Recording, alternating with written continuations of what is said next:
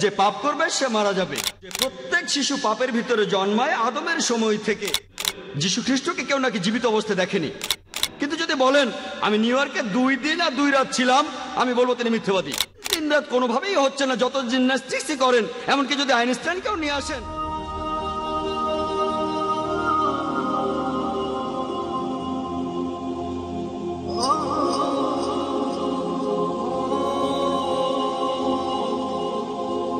তিন দিন 3 রাত কোনোভাবেই হচ্ছে না, যত জিমন্যাস্টিক্সই করেন। এমনকি যদি আইনস্টাইনকেও নিয়ে আসেন, বাইবেল থেকে প্রমাণ করতে পারবে না এটা 3 দিন 3 রাত, কখনো না।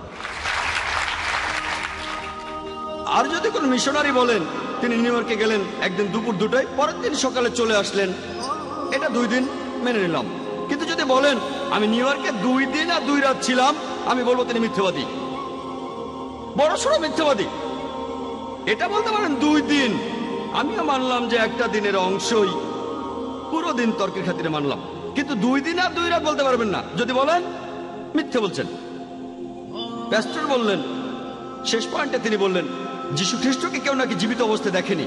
এটা আগেই প্রমাণ করেছি, আমি 14টা পয়েন্টের কথা বলেছি। তিনি কয়েকটার উত্তর দিয়েছেন, সেই যুক্তিগুলো আবার খণ্ডন করেছি। যুক্তি বলে যীশু খ্রিস্ট তখন ছিলেন জীবিত।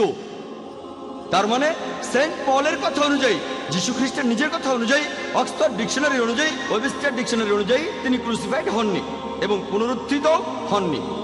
আর যদি ক্রুসিফাইড না হন, ক্রুসিফিকশন নেই, খ্রিস্টান ধর্মও নেই। আর প্যাস্টর তার লেকচারে বললেন, এই কথাটা তিনি বেশ ভালোভাবে ব্যাখ্যা করেছেন। সেটা হলো মানুষের আদি পাপ, যে মানুষ জাতির প্রত্যেকেই চার্চা এমন শিক্ষা দেয় যে সব মানুষই পাপের মধ্যে জন্মায়, প্রত্যেকটা শিশু এই পাপ নিয়ে জন্মায়। উনি যে আদি পাপের কথা বললেন আর যেটা বলেছেন, ঠিকই বলেছেন, ঠিকই বলেছেন, তবে তার সিদ্ধান্ত সেটা যৌক্তিক না। তিনি বললেন যে আদম আর হাওয়া আলাইহিসসালাম আল্লাহকে অমান্য করেছিলেন আর তারা একটা নিষিদ্ধ গাছ থেকে ফল খেয়েছিলেন, সেজন্য আল্লাহ তাআলা তাদের শাস্তি দিলেন। আর তিনি বললেন বেহেশত থেকে বের হয়ে যাও। এটা যথেষ্ট না।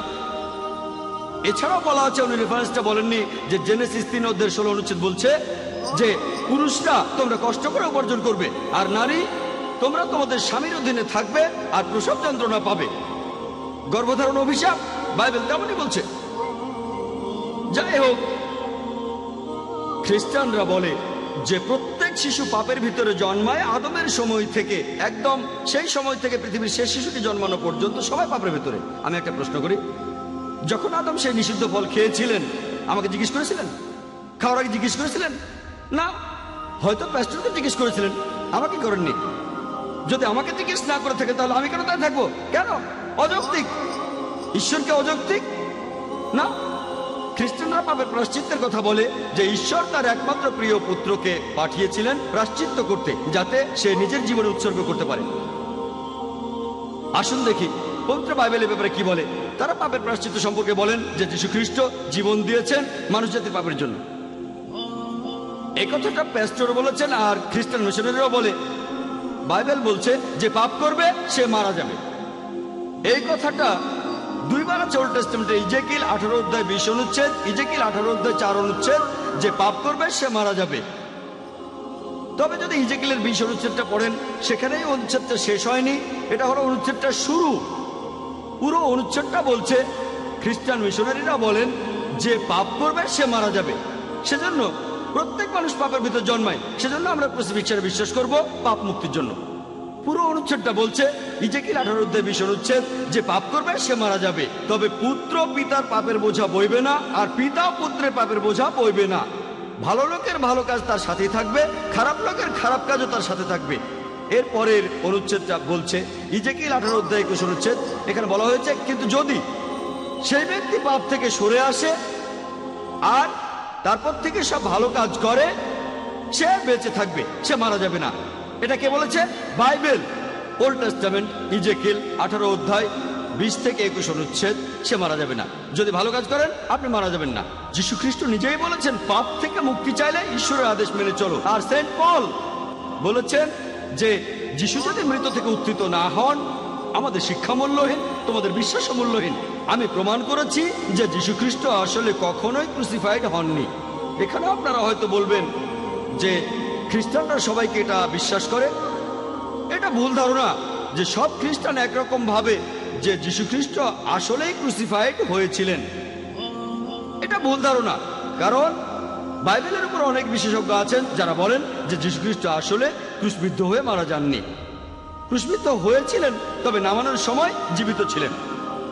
খ্রিস্টান ধর্মের প্রথম দিকে কম করে হলো 7টা গোত্র ছিল যারা বিশ্বাস করত যে যীশু খ্রিস্টের বদলে অন্য কাউকে ক্রুশে ঝুলানো হয়েছিল। এটাকে তারা বলে সাবস্টিটিউশন থিওরি। সে সময় ব্যাসিলিয়ানরাও এটা বিশ্বাস করত, কার্পোক্রেটরাও, সবাই খ্রিস্টান এটা বিশ্বাস করত। নাজারাইটরাও বিশ্বাস করত, করিন্থিয়ানরাও বিশ্বাস করত। খ্রিস্টানদের অনেক গোত্রই বিশ্বাস করত যে সেখানে যীশু খ্রিস্টের বদলে অন্য কাউকে ক্রুশে ঝুলানো হয়েছিল। গসপেল অফ বার্নাবাসে আছে। প্যাস্টর সম্ভবত এটা মানবেন না, বার্নাবাস যীশু খ্রিস্টের সময়কালীন একজন চাক্ষুষ সাক্ষী। তিনি বলেছেন যে তখন যীশু খ্রিস্টের বদলে আসলে জুডাসকে ক্রুশে ঝুলানো হয়েছিল। যদি আপনারা নাজা হামাদির পুঁথি পড়েন, এখানেও বলা হয়েছে যে যীশু খ্রিস্ট ক্রুসিফাইড হননি। এরাও খ্রিস্টান। আমি এই কথাগুলো আগে বলিনি, কারণ প্যাস্টর বলবেন আমি গসপেল অফ বার্নাবাসে বিশ্বাস করি না, আমি নাজা হামাদির পুঁথিগুলো বিশ্বাস করি না। তাহলে তিনি কি বিশ্বাস করেন? বিশ্বাস করেন এই বাইবেল। আমি বাইবেল থেকেই প্রমাণ করেছি যে যীশু খ্রিস্ট আসলে কখনোই ক্রুশবিদ্ধ হয়ে মারা যাননি। আর আপনি বললেন যে যীশু খ্রিস্ট নাকি আমাদের পাপের জন্য মারা গেছেন, স্বেচ্ছায় মারা গেছেন।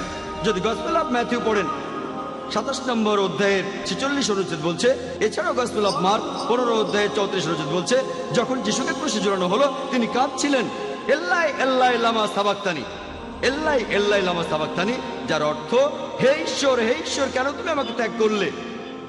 চিন্তা করেন, যীশু খ্রিস্ট স্বেচ্ছায় ক্রুশবিদ্ধ হলেন, তারপর সেখান থেকে কাঁদছিলেন, ঈশ্বর ঈশ্বর কেন আমাকে তুমি ত্যাগ করলে। প্রমাণ হয় যে তিনি স্বেচ্ছায় ক্রুশবিদ্ধ হননি। তাহলে কাঁদবেন কেন? আপনি যে বাইবেলই দেখেন, হোক ইংলিশ বাইবেল অথবা হিব্রু বাইবেল, অথবা হোক সেটা মারাঠি বাইবেল অথবা উর্দু বাইবেল, হিব্রু উদ্ধৃতিতে সব বাইবেলে আছে এল্লাই এল্লাই লামা সাবাক্তানি। আর অনুবাদটা পরে ঈশ্বর ঈশ্বর কেন তুমি আমাকে ত্যাগ করলে। এতে প্রমাণ হয় যে যীশু খ্রিস্ট স্বেচ্ছায় ক্রুশবিদ্ধ হননি। এবারে আমার লেকচার শেষ করার আগে বলবো যে যীশু খ্রিস্ট আসলে ক্রুসিফাইড হননি, এটা ছিল ক্রুসিফিকশন।